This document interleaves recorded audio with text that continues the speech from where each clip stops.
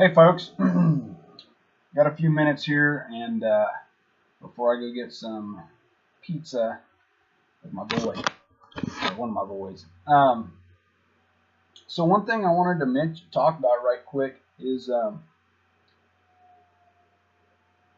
veterans are gifted, right? They're very unique, and I don't say this stuff for my own. For lifting me up or whatever. I'm on a mission to. I want to change this perception of veterans, and I think social media has done a bad job of it. From what I have seen and experienced, civilians and not everybody, obviously. This is a generalized, this is broad, but the perception of veterans, combat veterans. Okay, this isn't a dig. Okay, so nobody needs to get their feelings hurt. Yes, there are two type of veterans. There's veterans, right? They served, they did their 20 or whatever, and then there's combat veterans. Is there a difference? Absolutely. Okay, and it's not a dig. Some people did their entire career and never deployed or whatever. That has an impact on people. If you haven't figured it out yet, it's got an impact on people. Just the sights, the sounds, the smells, being away from home, being away from your family, your kids, missing weddings, funerals, all that has an impact on people, on their psyche, and it affects them emotionally. A deployment will affect a person spiritually as well. There is a difference. Okay, so the reason I say that is because an old high school buddy of mine got his feelings hurt one day when I was talking about combat veterans and whatever. And, he was talking about how he spent time on a ship, during the Persian Gulf War, or not the Persian Gulf, but Iraq War. He was on a ship, and I was like, did you ever, make landfall? No, we were on a ship, and we were taking all sorts of casualties on board. And I was like, well, that's cool, but it's not the same. There was no fear of swallowing a freaking mortar from indirect fire or, 7.62 by 39 round through your freaking chest. So, anyway, I don't want to start going down that road, but I say all this to say that veterans are gifted, okay? We have what we have been trained in and trained to do, through your basic training, whether it be boot camp in the Marine Corps, basic training in the Army, or whatever, okay? What are we taught? What's one of the most basic things we're taught? React, right? React to indirect fire, react to ambush, react to freaking gas attack, react, all right? And that's cool, nothing wrong with it. Stay alert, stay alive, right? Stay alert. Keep your head on a swivel. We live in a 360 world. Always know what's going on around you. Don't be complacent. All these big words, big to me because I'm just an Army dude. But selfless service, a little bit of OCD, right? Because we have standards that must be met for everything. And optimally, we want to not only achieve, but exceed these standards because that's kind of who you are. PT tests, promotion board, rifle range, whatever the case may be. Okay. There's a little bit of social withdrawal there because there's a disconnect between us and our old high school buddies, right? They're all still doing whatever they were doing in high school, and we're not, or we are, but on a totally different level. Hanging out, partying, drinking, running around, doing whatever. So, sports. Here's a great example. I used to love watching sports, football, whatever. And not so much anymore. I can really care less because I've spent so many years, 3 years in stationed in Germany, multiple deployments to the Balkans, the Middle East, Southern Asia. I've just missed a lot, so I kind of just lost my interest in it. So there's that social withdrawal. Um, uh, and, you know, one thing I've caught myself with my kids doing is if they don't complete a task to my standard, I get upset. I have these expectations. Um, so there would be an intolerance of mistakes, right? You don't do a half-assed job. Um, you know, you do what you're supposed to do and do it well. Take pride, right? Um, reliving combat is pretty common for a lot of guys.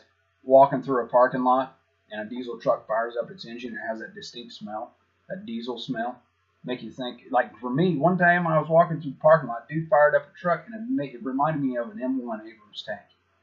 That diesel, it kind of made me nauseous. Because if you haven't been around a lot of freaking tanks, to me, that was an acquired smell. Because that, when I was first spending time around them, man, it just made me nauseous. But then after a while, it's no big deal. I got used to it. I saw an old FJ80 Land Cruiser in a parking lot one day. That brought back a lot of memories because I used to ride around, you know, in another life in Land Cruisers, up armored Land Cruisers doing stuff. So, but all this is not bad, okay? It's just the way we've been trained, right? So, but what that does on a more positive aspect is being hyper alert or hyper vigilant. We have rapid reflexes. I'm jumpy. A couple of my family members have eaten a fist or a palm. They no longer jump out to try to scare me. It's not funny. I am a little jumpy, not bad. But if you walk around a corner and you're right there, then I get my guard up. We're just tuned into our surroundings a bit more, right? So, you know, that's part of our training. Through mission prep and pretty rigorous training and a lot of after-action reviews, AARs and whatnot, that's where we get our symptoms of second-guessing things, kind of the whole what-ifing, you know, plan A, plan B, plan C, whatever, Murphy's Law, what can go wrong, will go wrong, so you try to plan for that contingency and whatnot.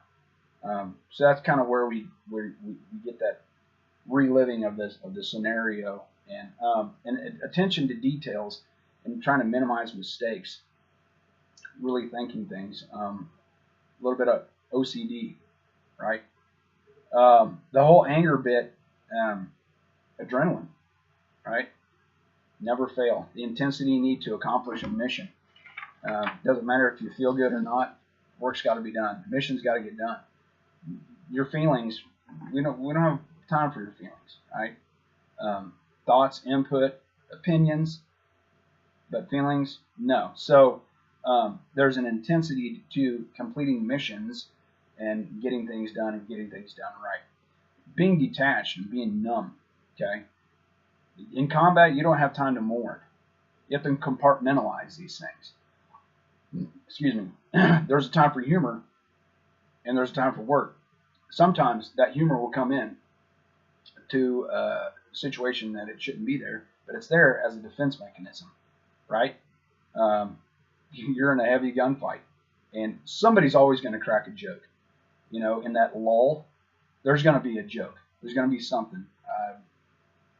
I did something once that I shouldn't have done when we were doing something, and it was freaking hilarious, quite honestly. I tried to ride a donkey at the wrong time in Afghanistan.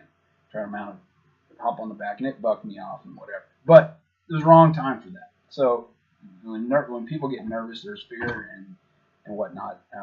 Humor is a good defense mechanism for that. But in combat, we learn to be detached. Right? I never was much of a crier until recently. I realized it's okay to cry, and actually, it feels pretty good. So we've been a little bit emotionally detached, and that's where that comes from. Brotherhood, right? unit cohesion. That's where that social withdrawal from civilian friends and whatnot. So when a Marine or a soldier gets out and they go home, they become a recluse because they don't have anybody around them who is like them and who understands them. And that's where that loneliness comes in. Okay. And it's hard. How do we thrive? Well, being hyper vigilant and hyper alert allows us to make thoughtful decisions, right? We can outthink others and we lead. We're leaders. We're empathetic. We can perceive things, and we really appreciate life. It's the little things: curtains, carpet, a flushing toilet, warm water. Okay? Grateful. Beyond words, grateful. That's special, and that's really cool. Having the discipline and the work ethic, honesty, and deep, like a deep examination of life. I heard somebody say, or it was spoke to me about a week ago. We have a PhD in GSD. PhD in GSD. Getting shit done.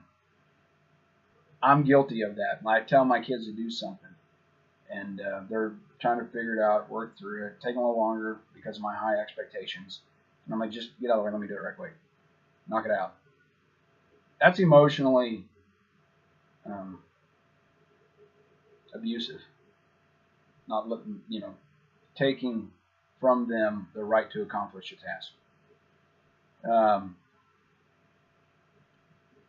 We have a great sense of attention to detail and integrity. That's where that intolerance of mistakes comes in, right? Being perfectionist, OCD, that's a good thing, can be, if it's managed or within reason. It's especially like with my weapons, my rifles and pistols and whatever, and just the things, tools, my toolbox. I mean, things are organized. Attention to detail. The anger bit, right? The adrenaline and the intensity to accomplish a mission. Well, from that we get stamina, endurance, focus,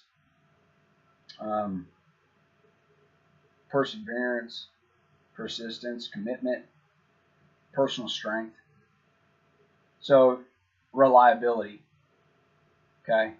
Vets are freaking reliable.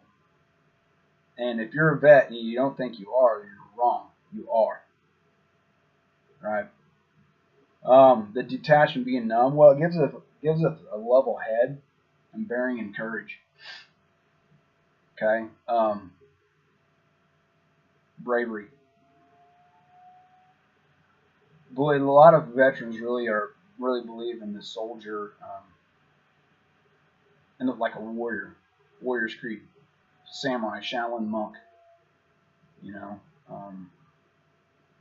Courage, man. It's being scared of making the ride, but saddling up anyway. I think John Wayne said that. Last thing, right quick, the social withdrawal piece. Well, it gives us deeper relationships, deeper, meaningful relationships.